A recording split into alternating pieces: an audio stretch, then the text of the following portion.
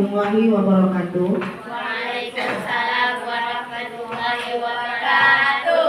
Perkenalkan, nama saya Fitri Eka Sari. Saya adalah CGP Angkatan 11 Kabupaten Asahan, asal sekolah dari UPTD SDN 015 912 Seluma. Pertama-tama saya mengucapkan terima kasih kepada ibu guru, rekan-rekan saya yang sudah meluangkan waktu untuk dapat berkumpul di ruangan yang kita cintai ini. Adapun tujuan saya di sini adalah untuk melengkapi tugas dari CGP saya, yaitu diseminasi aksi nyata budaya positif di sekolah.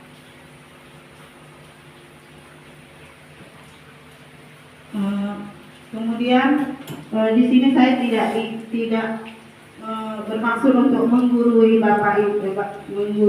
ibu-ibu sekalian. Di sini saya hanya ingin memberikan praktek baik, mungkin kiranya bisa kita laksanakan di sekolah ini. Nah, ini adalah fasilitator saya, Bapak Denny Tarigan, yang di tengahnya saya. Sebelah sana itu ada pengajar praktek saya, Bapak Justina Silalahi. Berikut ini adalah konsep inti budaya positif. Pertama itu adalah perubahan paradigma positif, disiplin positif, nilai-nilai kebajikan, kebutuhan dasar manusia, motivasi perilaku manusia, posisi kontrol guru, keyakinan kelas, dan segitiga restitusi. Pembelajaran dengan paradigma baru yaitu pembelajaran yang dirancang berdasarkan prinsip pembelajaran berdiferensiasi sehingga peserta didik belajar sesuai dengan kebutuhannya berdasarkan tahap perkembangan sesuai teori psikologi modern untuk mewujudkan profil pelajar Pancasila. Nah, saya rasa profil pelajar Pancasila itu tidak asing lagi untuk kita. Saya minta waktunya untuk kita semua nyanyi profil pelajar Pancasila ya ibu-ibu ya. Boleh semua berdiri ya.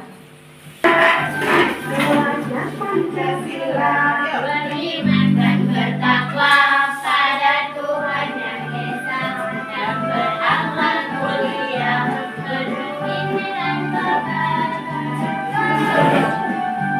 Pelajar Pancasila beriman dan bertakwa pada Tuhan Yang Esa dan berakhlak mulia, berkebinekaan global, gotong royong mandiri, kreatif dan bernalar kritis. Pelajar Pancasila beriman dan bertakwa pada Tuhan Yang Esa dan berakhlak mulia, berkebinekaan global, gotong royong mandiri, kreatif dan bernalar kritis.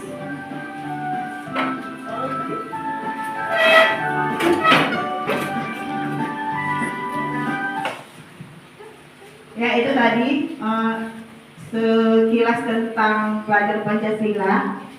Di kelas kita bisa menggunakan itu ya Bu ya.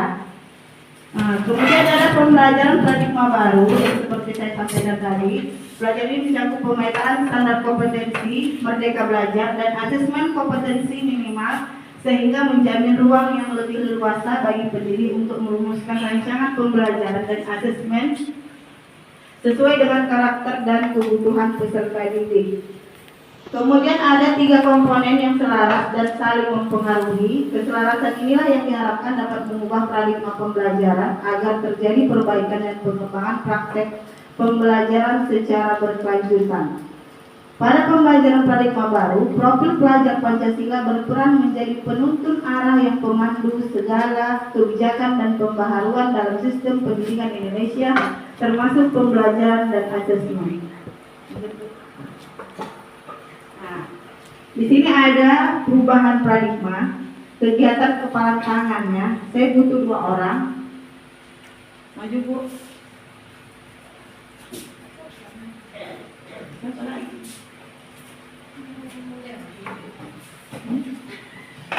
Maju lagi.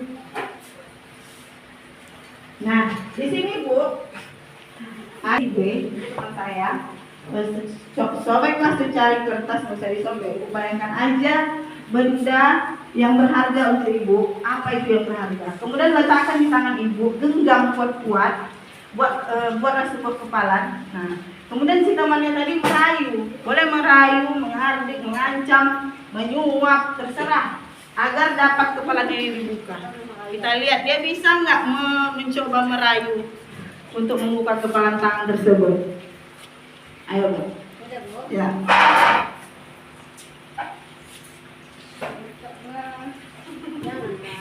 Ya, rayu terus Bu. Apa yang kau mau tengok sini? Ada di dalam. Oh, tidak bisa. Bisa lah. Boleh mengancam ya Bu ya, boleh menghardik, boleh merayu. Tidak bisa, Bu. Bisa lah. Ini barang berharga saya, Bu. Sedikit aja. Ngintip aja. Kasih duit juga boleh Bu. Kasih duit. Berapa, Bu? 50. Oh, sedikit kali. Ini nggak mahal, Bu, ini, Bu. Berapa ya? 100.000 lah. Oh, cuma sekali. Nah, bagaimana Bu? Kurang. Rayu lagi Bu. Buka lagi lah. Enggak mampan itu, Bu. Oh, ini ini mahal, Bu. Berikan bakso aja, bakso. Oh, enggak enak bakso, Bu. Ya. Sini bakso itu. Enggak enak, Bu. Bisa? Ah, dikit aja. Enggak bisa, Bu. Tidak bisa? Coba sekali lagi Bu. Dikit aja ya. Tidak, Bu. Oh, nanti kita jalan-jalan ke ini kemana ya? Ke Mandoge. Udah pernah, Bu. Kemana ya? Udah pernah. Ke Perapat. Udah sering, Bu. Jadi kemana? Mau ke Mekah aja. Gimana ya? Nanti lah, Bu, saya pikirkan dulu lah kalau ke Mekah. Ke Mekah. Iya. Nah, bagaimana Bu? Bisa tidak dibuka Bu? Bisa nggak? Belum. Belum. Oke, baiklah. Berarti bisa tidak ya? Bisa tidak ya dibuka ya? Tidak, Bu. Tidak. Kenapa Bu tidak bisa dibuka Bu? Karena ini barang berharga saya, Bu. Kalau boleh kami tahu di sini apa itu barang berharganya Bu? Rahasia, Bu. Jadi kami tidak boleh tahu ya Bu ya. Tidak ada yang boleh tahu. Iya, berhasil Ibu ini ya. Tidak bisa kita ketahui ya. Oke, terima kasih ya Ibu ya. Tidak ada di sini.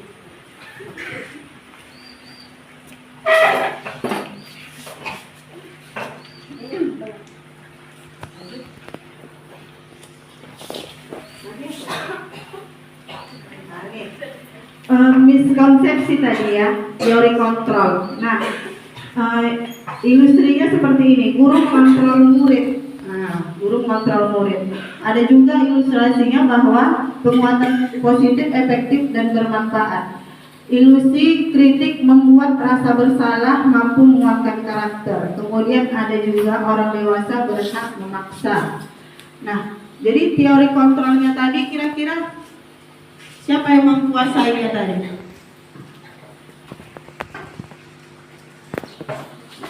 Diri sendiri ya Bu ya, tidak bisa diganggu gugat ya. Balik. Ini ilusi guru mengontrol guru. Itu tadi ya, memaksa ya. Pada dasarnya kita dapat memaksa murid untuk berbuat sesuatu jikalau murid tersebut memilih untuk tidak melakukannya. Itu kan tidak.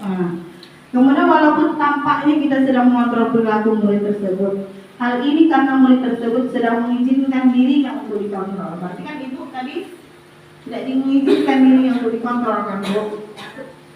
Kemudian ada yang kedua, ilusi bahwa penguatan positif, efektif, dan bermanfaat.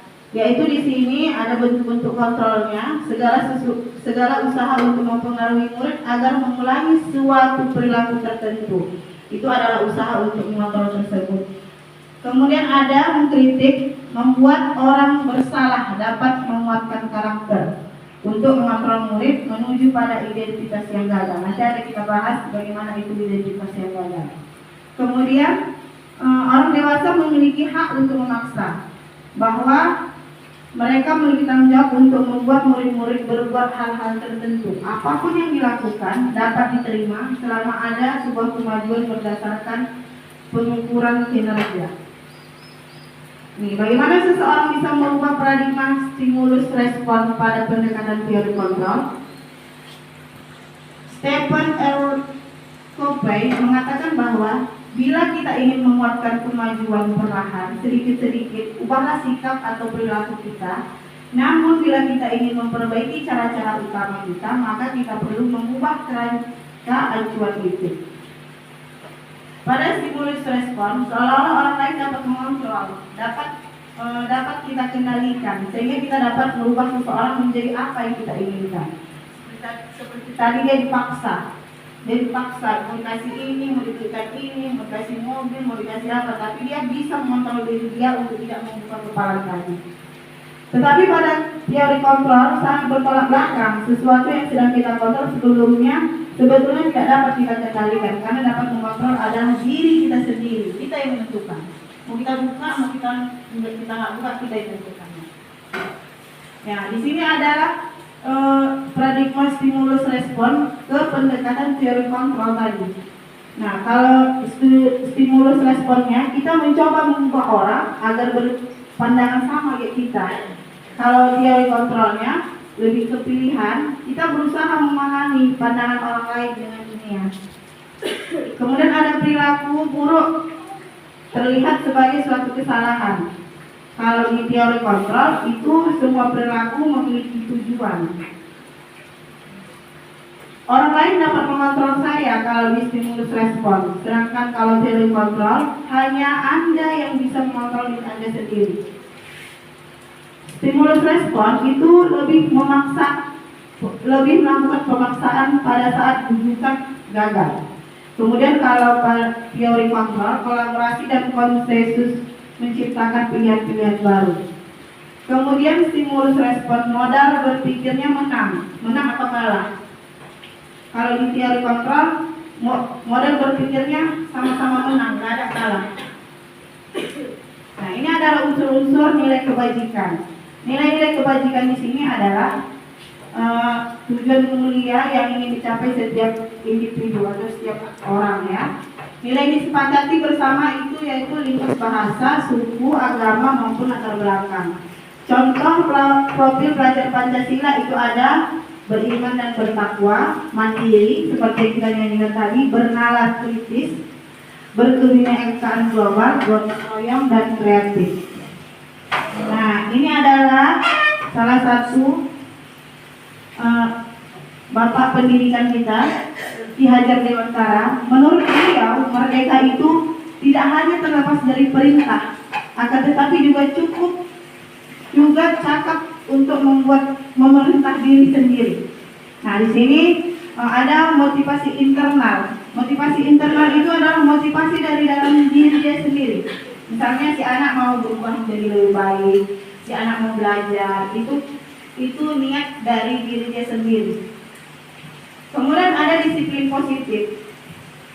Disiplin positif ini berasal dari kata disiplin yang artinya belajar. Disiplin mengacu pada disiplin diri yang memiliki tanggung jawab terhadap apa yang akan dilakukannya terhadap nilai-nilai yang diyakininya. Disiplin positif ini salah satu cara penerapan disiplin yang tujuannya untuk menumbuhkan kesadaran serta memberdayakan peserta didik tanpa ada embel-embel, imbalan atau reward, penghargaan, ancaman atau hukuman. Maka tugas kita di sini sebagai pendidik adalah menciptakan peserta didik yang memiliki disiplin diri sehingga mereka berperilaku mengacu kepada nilai-nilai kebajikan tersebut yang universal dan memiliki motivasi dari dalam diri dia sendiri dalam perubahan perilaku ke arah yang lebih baik. Ya, ini ada pendekatan disiplin positif. Nah, yaitu kemampuan individu pendidik atau anak murid untuk membina, mendidik peserta didik secara berkelompok atau individu. Di sini dibutuhkan pendekatan untuk kebijakan sekolah dan peran serta pemangku kepentingan sekolah. Itu adalah disitulah guru, kepala sekolah, seluruh warga sekolah bertanggung jawab dan ikut membantu. Nah, di sini adalah kebutuhan dasar manusia. Manusia itu ada kebutuhannya, yaitu segala sesuatu yang dibutuhkan oleh manusia untuk mempertahankan keseimbangan kondisi fisiologis dan psikologis dengan tujuan untuk mempertahankan kehidupan dan kesehatan. Nah, 5 kebutuhan dasar ini tadi ada penguasaan, kasih sayang, kasih sayang dan rasa ingin diterima, bertahan hidup, kesenangan dan kebebasan. Halo. Motivasi perilaku manusia yaitu satu, untuk menghindari ketidaknyamanan atau mendapat hukuman. Kemudian untuk mendapatkan imbalan, reward, hadiah sesuatu yang dijanji-janjikan. Itu adalah motivasi eksternal yang berasal dari luar. Bisa berasal dari orang lain, guru, orang tua, kepala sekolah. Kemudian untuk menghargai diri sendiri, itu yang tadi saya katakan berasal dari internal, diri sendiri, niat baiknya apa. Ini ada konsep disiplin dengan identitas yang gagal, yaitu jika anak itu mendapatkan hukuman, jika anak peserta didik mendapatkan hukuman, maka inilah yang akan didapatkannya. Satu, menyakitkan. Kedua, jika anak mendapat hukuman, dia akan merasa tidak nyaman. Kemudian murid akan takut, memaksa. Kemudian anak yang mendapat hukuman akan menyembunyikan kesalahan. Kemudian dia akan menjadi rendah diri, minder. Kemudian yang di sebelah sana itu ada penghargaan. Jika anak murid kita mendapat penghargaan, maka itu tidak efektif, kurang efektif, merusak hubungan, bisa membuat temannya iri. Kemudian bisa mematikan kreativitasnya, bisa menghukum dengan sistem ranking. Itu sebenarnya udah biasa kita lakukan sebenarnya. Kemudian merampas hak menghargai dirinya. Jadi hukuman yang di sini, penghargaan di sini ini adalah dampak atau efek yang akan kita berikan kepada anak jika dia mendapat hukuman atau mendapat penghargaan. Nah, maka kita ganti ibu-ibu dengan konsep disiplin dengan identitas yang sukses. Caranya dengan melakukan ada konsekuensinya. Nah, konsekuensi di sini itu penguatannya jangka pendek. Kemudian perlu monitoring berkelanjutan. Ada stimulus atau respon dari murid dan gurunya. Murid menghormati peraturan. Kemudian kehilangan waktu untuk merenungi kesalahan. Ada restitusi. Di restitusi ini murid bertanggung jawab untuk perilakunya. Apa yang dilakukannya guru, apa yang dilakukannya murid yang bertanggung jawab. Kemudian fokus untuk memecahkan masalah jangka panjang. Restitusi di sini juga murid menghormati dirinya dan orang lain, saling menghormati. Teori kontrol, dirinya yang kontrol seperti ibu tadi, tidak mau membuka tangannya. Kemudian murid bersemangat memperbaiki kesalahan. Nah, konsep disiplin pendekatan restitusi. Nah, sebuah cara yang menanamkan disiplin positif pada murid. Nah, ini perlu kita ciptakan, perlu kita lakukan untuk murid. Restitusi di sini adalah proses menciptakan kondisi bagi murid untuk memperbaiki kesalahan, sehingga mereka bisa kembali ke kelompok mereka dengan karakter yang lebih kuat. Ciri-cirinya itu bukan untuk menebus kesalahan ya Bu ya, tapi untuk belajar dari kesalahan. Kemudian memperbaiki hubungan berupa tawaran, bukan paksaan. Restitusi di sini menuntut untuk melihat ke dalam diri anak. Restitusi kemudian mencari kebutuhan dasar yang mendasari tindakannya. Kemudian juga restitusi ini adalah cara yang terbaik, yang paling baik yang bisa kita lakukan. Restitusi fokus pada karakter bukan tindakan. Kemudian fokus pada solusi. Restitusi mengembangkan murid yang berbuat salah pada kelompoknya. Ini adalah contoh perbedaan kasus anak yang tidak mengerjakan PR. Kalau kita memberi hukuman, maka guru menghukum siswa tersebut untuk hormat bendera selama 10 menit. Kemudian guru akan marah. Biasanya kita kayak gitu ya Bu ya. Guru akan marah. Kalau konsekuensinya, guru memberikan konsekuensi untuk mengerjakan PR saat istirahat atau mengerjakannya sebanyak 3 kali lipat. Guru yang tegas dan siswa menghormati peraturan. Kemudian ada restitusi. Guru menanyakan keyakinan kelas dirinya dan membantu siswa menyelesaikan masalahnya. Kemudian guru terbuka dan siswa menghormati dirinya dan orang lain. Kira-kira kita di bagian mana ibu-ibu? Di bagian 1, 2 apa 3? Kalau 1, ya ibu di bagian mana bu? 1. Kalau ibu di bagian 1, setidaknya kita pelan-pelan berkolaborasi, latihan supaya kita bisa ke sebelah sana bu. Kalau ibu sudah di bagian 2, sedikit lagi ke sebelah sananya bu, ke restitusinya bu. Oke bu, lanjut bu, itu perbedaannya ya. Nah, ini tadi 5 posisi kontrol restitusi. Sebenarnya guru itu dianjurkan untuk melakukan ini. Contohnya itu kalau restitusi itu ada 5, penghukum, kita sebagai penghukum. Nah, biasanya kalau sebelum tahu ilmunya di sini saya menghukum anak satu kelas. Nah, sebenarnya itu tidak efektif, kurang efektif. Kemudian membuat rasa bersalah.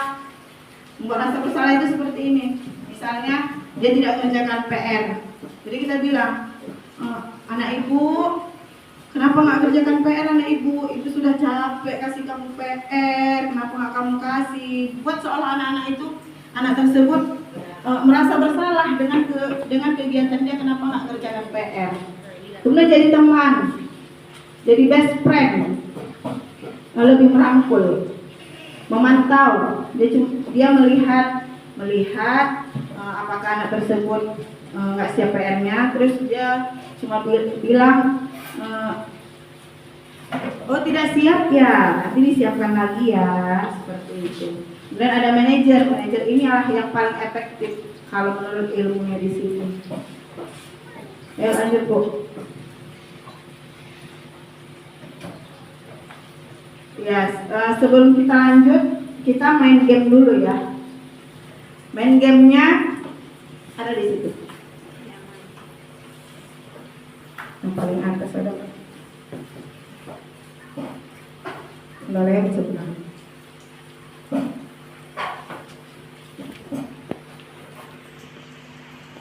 Ini dari awal lagi. Udah tulis ya? Nggak ada. Mati lah mana? Ini membacakan semua.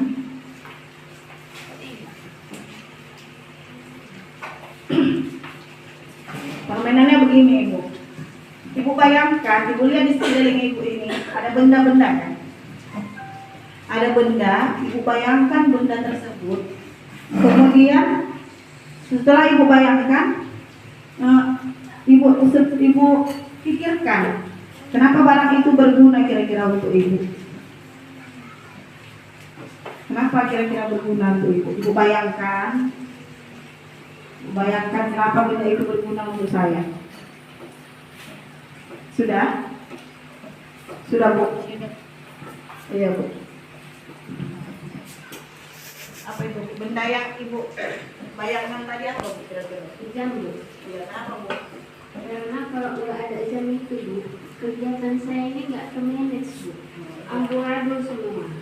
Saya bangunnya bisa jam siangan, pulangnya pun bisa terlambat. Jadi kalau ada jam itu bu, bisa saya atur waktunya semua. Jam sekian saya bangun, jam sekian anak saya makan, jam sekian saya pulang ke rumah, tidurnya jam sekian, seperti itu bu. Kasih bu ya. Ya. Kalau ibu, apa yang ibu bayangkan bu? Apa yang ibu bayangkan bu tadi? Berguna, bermanfaat untuk diri sendiri dan orang lain.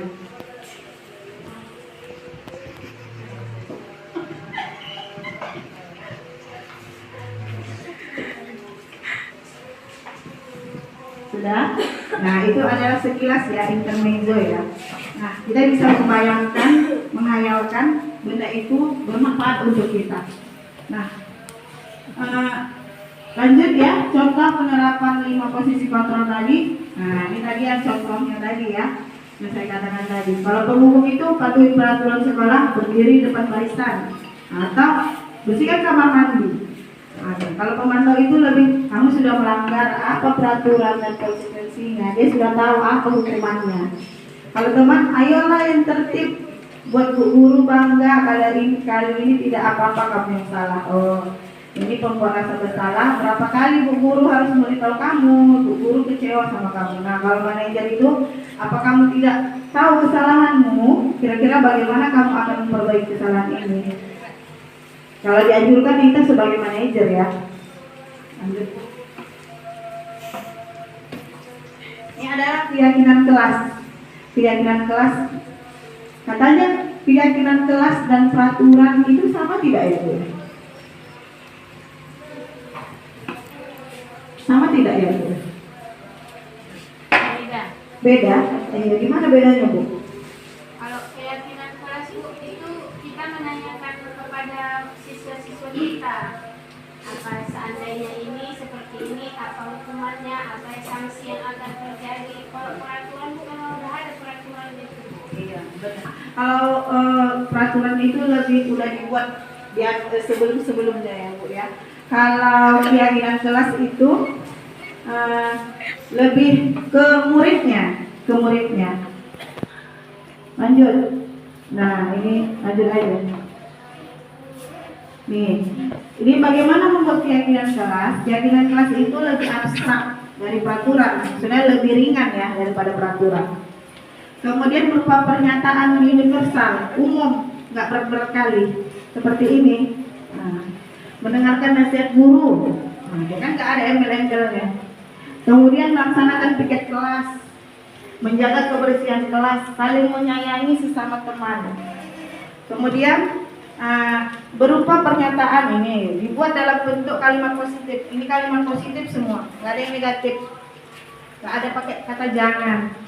Kemudian sedikit, dia nggak perlu banyak-banyak, yang penting perlu diingat dan perlu dijalankan sama anak didik. Kemudian dia sesuai dengan kondisi kelas, melihat kondisi kelasnya, menentukan agar mudah diterapkan. Kemudian warga kelas, sekolah dilibatkan saat membuat keyakinan kelas ini, ikut sertakan murid-muridnya.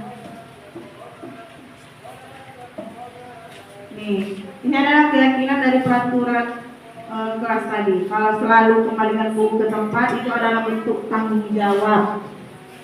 Kemudian dilarang mengganggu orang lain, itu kebajikannya menghormati orang lain. Hadir ke sekolah 15 menit sebelum pelajaran dimulai, itu menghormati orang lain dan berkomitmen. Dilarang melakukan kekerasan, itu lebih ke keselamatan, menghormati orang lain. Kemudian dilarang menggunakan narkoba, itu nilai kebajikannya kesehatan. Bergantian atau menunggu giliran, itu bersabar, menghormati orang lain, menggunakan masker, itu nilai kebajikannya kesehatan, keselamatan. Jangan berdiri di kelas atau koridor, itu adalah nilai keselamatan dan keamanan. Ini adalah kegiatan kami saat melakukan kegiatan keyakinan kelas. Ini guru bersama siswa membuat keyakinan kelas. Pertama itu harus berdiskusi dulu kami buat peraturan. Kemudian menyusun peraturan menjadi keyakinan. Kemudian terakhir menempel keyakinan kelas tersebut. Nih, bentuk udah. Nah, ini adalah menstabilkan identitas. Kita semua akan melakukan hal terbaik yang bisa kita lakukan. Kemudian validasi tindakan yang salah, menanyakan keyakinan kelas. Ini ada contoh kasusnya, ada loh. Contoh kasusnya itu. Nah, segitiga restitusi adalah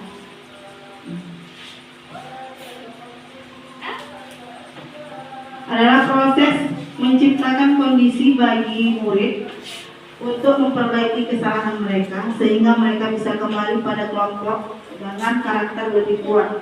Menurut Gosen 2004, suatu proses dialog yang dijalankan oleh seorang guru atau orang tua agar dapat menghasilkan murid yang mandiri dan bertanggung jawab. Restitusi bukan untuk menebus kesalahan. Restitusi adalah sebuah tawaran dan bukan paksaan. Restitusi fokus pada solusi. Nah, terdapat 3 tahapan pada restitusi. Pertama itu menstabilkan identitas, kemudian validasi tindakan yang salah, dan menanyakan keyakinan kelas.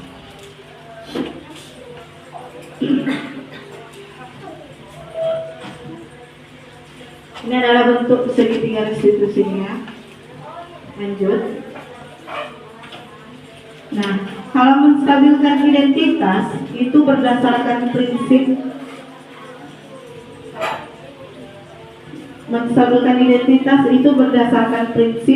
membuat kesalahan adalah bagian dari proses pembelajaran. Kemudian makanya itu tadi kalau di kasusnya nggak ada guru marah sama muridnya. Kemudian menggeser identitas yang gagal. Nah, ada perubahan dia kelak. Jadi kalau yang di kasusnya itu dia membuat kesalahan, maka dia tidak akan melakukan kesalahan di kemudian hari. Itulah dia menggeser identitas gagal tadi ke identitas yang bagus atau sukses. Nah, validasi tindakan yang salah yaitu prinsip setiap perilaku berupaya memenuhi suatu kebutuhan tertentu. Kemudian guru akan bergeser dari pemikiran simulasi respon menjadi proaktif. Artinya mengenali murid, mengakui kebutuhan murid, dan memperbaiki hubungan dengan murid. Artinya di sini guru bertanggung jawab, berperan aktif dalam memperbaiki kesalahan si murid tadi.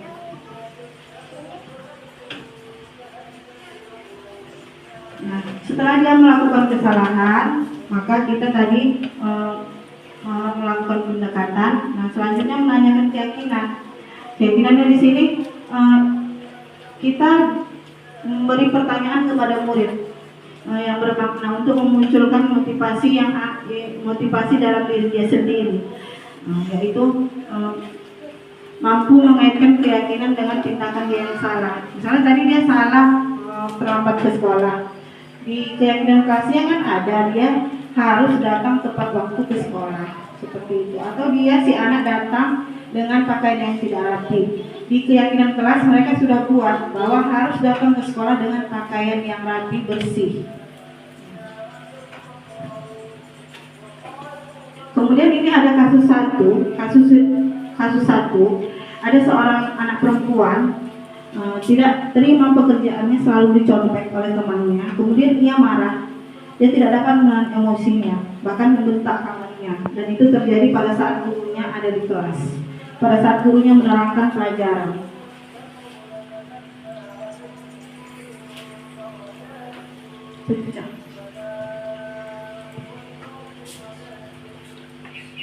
Iya. Ya, ini adalah pada saat guru menerangkan pelajaran. Nih teman-temannya semua memperhatikan. Kemudian ada si Ulfa yang marah sama kawannya ini.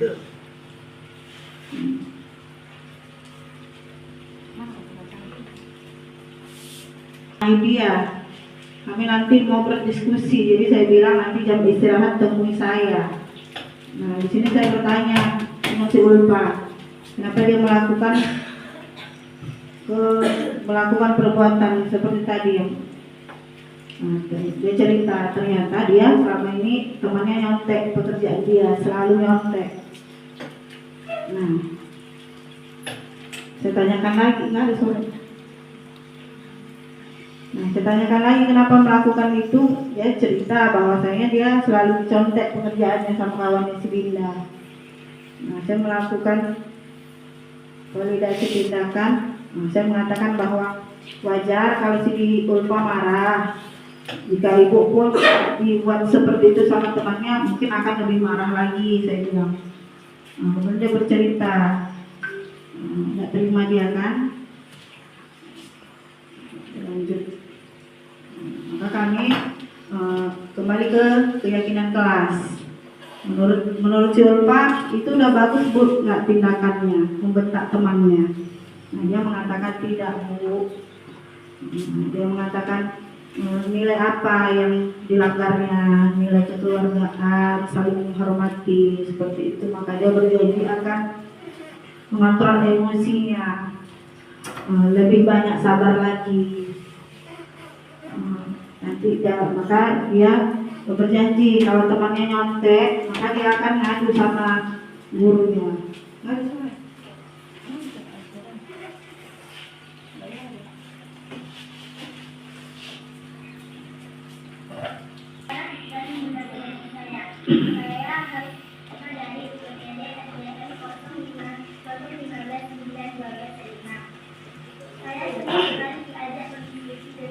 Di mana beliau sudah melakukan sedikit restitusi yang mana saya melakukan kesalahan menambah keyakinan kelas, yaitu tidak dapat mengendalikan diri.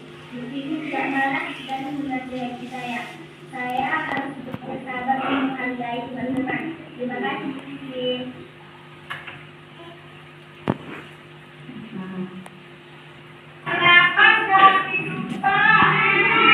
Purba berjanji tidak akan marah-marah dengan temannya. Nah, selanjutnya ini ada kasus kedua, si Chandra yang terlambat ke sekolah.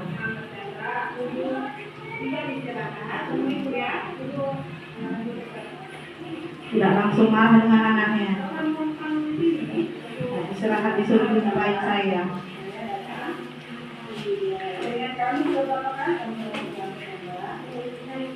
Menurut kamu itu suatu kesalahan bukan? Baik Chandra, berbuat kesalahan itu manusiawi, semua orang pasti berbuat kesalahan. Tergantung kita juga belajar dari kesalahan itu dan berusaha untuk memperbaikinya. Sekarang kita cari solusi bersama ya, supaya masih dalam kesalahan. Kenapa kamu sama bercanda?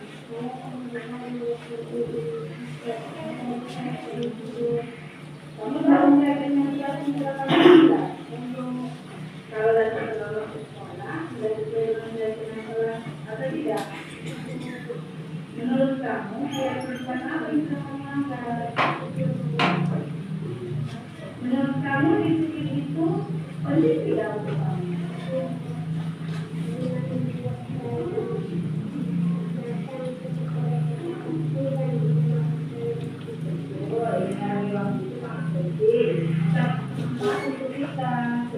Seperti kita bisa ada orang-orang di sekitar kita. Pekerjaan juga ada penyakit yang cepat selesai. Kita juga menghadapi rasa kepedulian kita.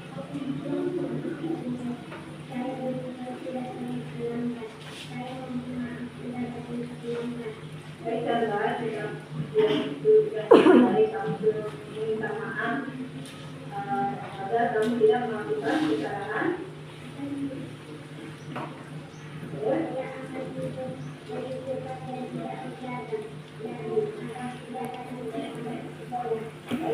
Kami sudah mendapatkan solusi dari kesalahan ya.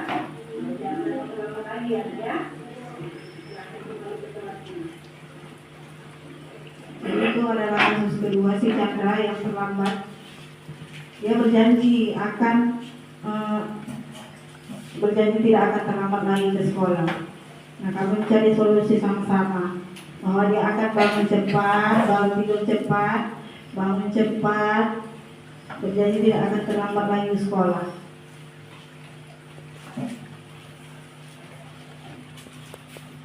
Selanjutnya keyakinan kelas jati Benuna. Terima kasih Ibu Kiki, saya senang sekali diajak diskusi.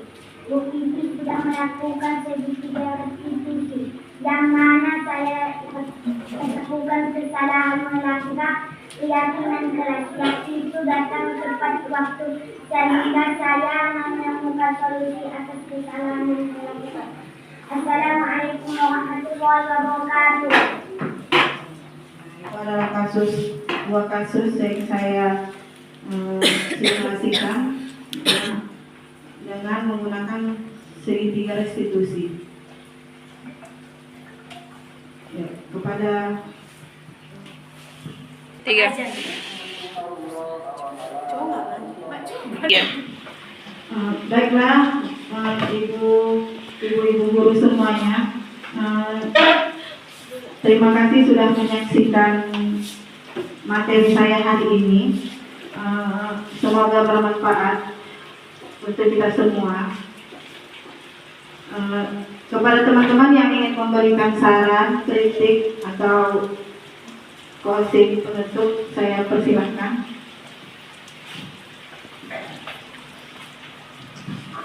Assalamualaikum warahmatullahi wabarakatuh.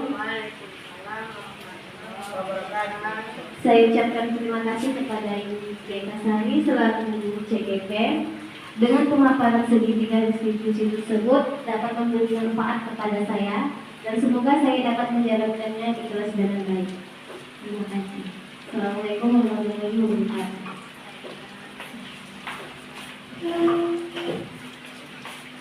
Baiklah, terima kasih kepada Ibu Siti yang sudah memberikan kata sambutannya. Saya akhiri dengan materi hari ini. Saya akhiri dengan wabillahi taufiq wal hidayah. Wassalamualaikum warahmatullahi wabarakatuh.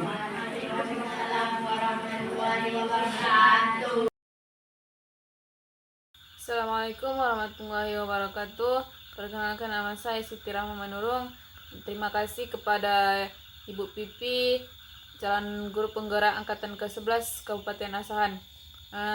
Semoga saya dapat banyak belajar, dapat menerapkannya di sekolah ini. Semoga kita terus dapat bekerja sama untuk menciptakan anak-anak yang hebat, berakhlak mulia. Semoga sukses dan lancar semua tugas CGP-nya. Kepada Ibu Pipi Kasari, tetap sehat dan semangat terus. Waalaikumsalam warahmatullahi wabarakatuh.